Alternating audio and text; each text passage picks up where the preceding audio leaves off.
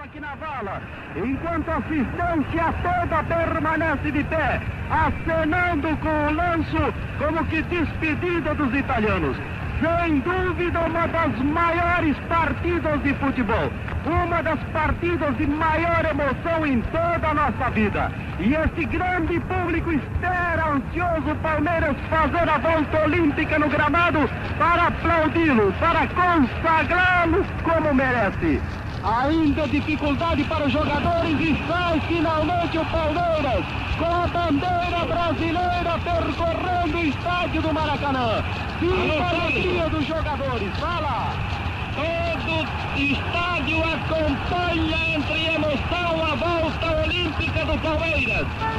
Bom pessoal, bom dia, seja bem-vindo a mais um vídeo do canal. Para você que não é inscrito, se inscreva. Para você que já é inscrito, obrigado novamente por assistir. Pessoal, gostaria aqui de corrigir algumas informações do vídeo anterior. Uma é que o Palmeiras enfrenta o Corinthians dia 3 e não no final de semana que vem. Ainda temos 3 jogos aí para então enfrentar o Corinthians. E também falar sobre o Cleiton Xavier aí, que o prazo do empresário dele foi dado para ele voltar agora. Só que como ele não está inscrito na competição paulista na primeira fase, assim como foi ano passado, para quem não lembra, ano passado ele ficou de fora da primeira fase por conta de um erro de documentação, um atraso de documentação. E esse ano por conta das lesões. Eu discutindo com alguns amigos palmeirenses aqui, o caso Cleiton Xavier se torna mais grave pensando nas partidas memoráveis que o jogador fez pelo clube. Particularmente, eu não fui pesquisar as partidas que o Cleiton Xavier realizou em 2015, mas as memoráveis que eu poderia colocar aqui foi contra o Santos na final do Campeonato Paulista, lá na Vila Belmiro. Ele jogou muito bem, assim como o Valdívia jogou muito bem. E também o jogo contra o Cruzeiro pelas oitavas de final da Copa do Brasil, que ele faz um gol com um belo passe do Lucas Barros. Então, eu acredito que até agora o Cleiton Xavier não justificou para a torcida a expectativa. E falei no vídeo anterior que eu apaguei, que assim como o Valdívia em momentos difíceis, ele poderia convocar uma entrevista coletiva para poder explicar a sua situação para o torcedor, até para não ficar dando margem a muitas especulações, até mesmo de parte da imprensa. Enfim, não sei o que vocês pensam, deixe aqui nos comentários. Falando sobre o nosso giro de notícia, eu gostaria de trazer para vocês uma explicação do título mundial de 51 e também falar um pouco sobre o contexto histórico dessa conquista. Se liga aí. Tem um valor, eu acho, relevante historicamente. E a minha opinião é a seguinte: não é o mesmo título nem que existia nos anos 80 e 90 e nem o que há agora. Mas essa equivalência, ela é forçada às vezes. E o torcedor, acho que para validar isso ao rival, ele precisa fazer uma equivalência dos títulos que não necessariamente existe. Ela tem que ser relevante pela importância histórica que ela tem na época e principalmente pela importância histórica que ela tem para o torcedor. Porque é uma coisa que existe e é normal. O torcedor rival vai querer desvalorizar a sua conquista até o fim. Claro. Então isso acontece o tempo inteiro em relação a qualquer título que seu time tenha conquistado, você vai ver o seu rival tentando diminuí-lo. Então quem tem que valorizar o título é você, torcedor. Né? Essa é a minha visão. Então, é por isso que a Copa Rio de 51, pelos clubes que o Palmeiras enfrentou, pela importância e relevância, até no noticiário internacional que ela teve naquela época, ela é um grande título. A forma como o título foi comemorado e foi reconhecido pela imprensa brasileira e imprensa internacional dá o tom de que era de fato um mundial.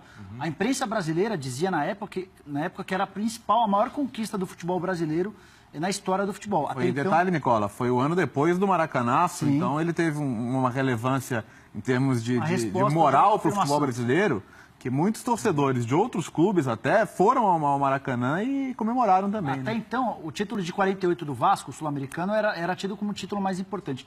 Esse teve carreata de torcedores do Palmeiras no Rio e em São Paulo. Então, para mim, o Palmeiras é campeão mundial de 51. Você quer botar as cordas para algum lado? Não, eu acho que é aquela história, tudo que um completou o outro aqui, né?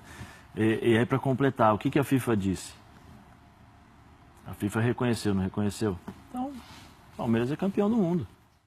Bom, pessoal, explicando também que a própria torcida do Corinthians, que fala sobre o Mundial de 51, que sempre bate nessa tecla, ela dá a importância maior para esse título do que a gente. Então, quando você for provocado sobre o Mundial de 51, entenda que só por eles pegarem tanto no pé, eles já mostram a importância histórica dessa conquista. Até porque, diferente do Mundial deles, que o Boca Juniors foi campeão da Libertadores, quem foi convidado foi eles, o Mundial de 51 reuniu todos os campeões da época. Então, existe sim uma importância e uma relevância histórica para esse título. Enfim, vamos agora falar sobre o Eric. O atacante, ele falou que acredita sim que tem o apoio da torcida e falou um pouco sobre a sua expectativa de jogar aí, porque o Gabriel vai servir a seleção olímpica e o atacante, enfim, vai ter uma sequência de pelo menos 2 ou 3 jogos na equipe titular. Se liga aí. Tenho certeza que o torcedor do Palmeiras acredita em todos os atletas que estão aqui dentro. A gente vem trabalhando.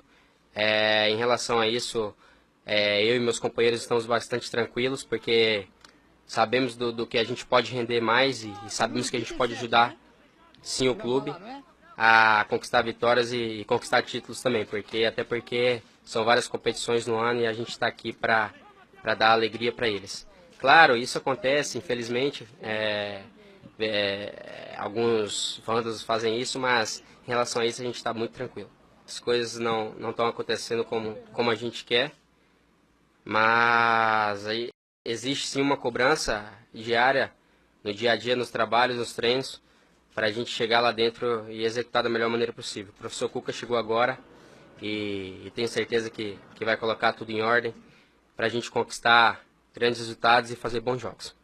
Particularmente eu prefiro o Eric do que o Gabriel Jesus, porque eu não enxergo no Eric, como muitos, apenas um jogador de velocidade. Eu acho que ele finaliza muito bem e provou isso no antigo clube fazendo muitos gols. Então a expectativa para ter o Eric de titular, pelo menos da minha parte, ela é enorme. Falando também sobre o Cuca e essa enxugada de elenco, o Cuca vai montar uma mini lista de dispensas e esses jogadores dispensados provavelmente serão emprestados para outras equipes. Então nos próximos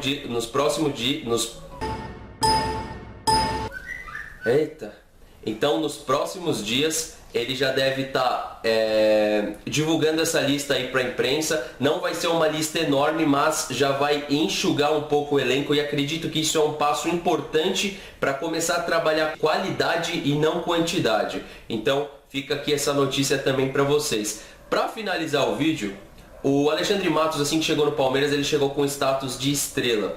E ele deu uma entrevista aí assim que o Cuca foi contratado e ele falou vários assuntos, entre eles um assunto que me chama a atenção.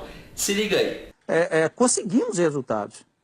E o futebol se cobra muito o resultado. Claro. Conseguimos resultados mesmo com essa reformulação. Havia insatisfação sobre o rendimento, e mas o resultado foi bom, sobre o rendimento. Por isso que essa insatisfação acarretou em trocas de jogadores agora, mas trocas planejadas em dezembro de 2015. Saiu um goleiro, veio um goleiro. Saíram 2 zagueiros, vieram 2 zagueiros. Saíram 2 volantes, vieram 2 volantes. Saiu um atacante rápido, o Kelvin, veio o Eric, o atacante rápido.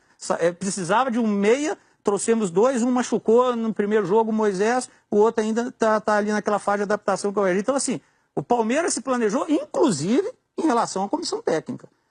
Tudo que é feito é planejado e pensado antes. O assunto que me chama a atenção de tudo que ele falou aí, existe sim uma certa coerência nas palavras dele, só que ele fala que o Eric foi contratado para substituir o Kelvin. Isso é uma mentira, tá, pessoal? Porque o Palmeiras não ia contratar o Eric por 13 milhões para substituir um jogador que estava emprestado. Se isso foi feito, foi uma grande burrice, mas não foi feito. O Eric veio para o Palmeiras para suprir a ausência do Dudu. Ou seja, o Dudu vai ser transferido nessa temporada. Já era para ter sido na temporada passada, só que o Palmeiras bateu nos valores. E no final dessa temporada, provavelmente o Dudu será transferido. Então o Eric será o substituto do Dudu e não do Kelvin.